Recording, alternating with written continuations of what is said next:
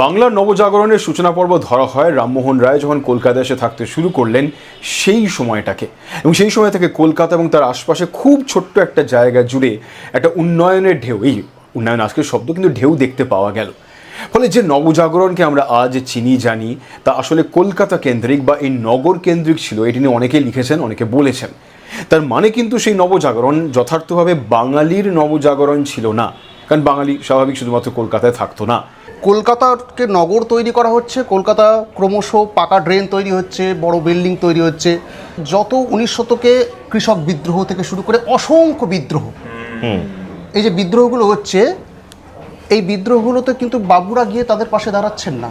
এই বিচ্ছিন্নতাটাকে যদি আমরা মানি বা বিচ্ছিন্নতাকে যদি আমাদের ভাবতে হয়, তাহলে সত্যিই এই নবজাগরণকে আমরা একেবারেই কলকাতা কেন্দ্রিক। তাই সেই নবজাগরণ কি সত্যি বাঙালির জন্য ভালো হয়েছিল? আজকে যে বাঙালি চাকরি করতে ভালোবাসে, তারা ব্যবসা থেকে অনেকটা সরে গেছে, তারা কেরানিতে পরিণত হয়েছে, তারও জন্ম সম্ভবত এই নবজাগরণের ঢেউয়ে। ফলে সেই নবজাগরণ বাঙালি উন্নতি করেছে না আদতে ক্ষতি করেছে কোনো জায়গা থেকে ব্যবসা থেকে সরিয়ে দিয়ে? এই নিয়ে একটা বিতর্ক হতে পারে। মোটমাট আমাদের কথায় এই পর্বে আলোচনার বিষয় বাঙালির নবজাগরণ আসলে কলকাতা বা নগর কেন্দ্রিক নবজাগরণ।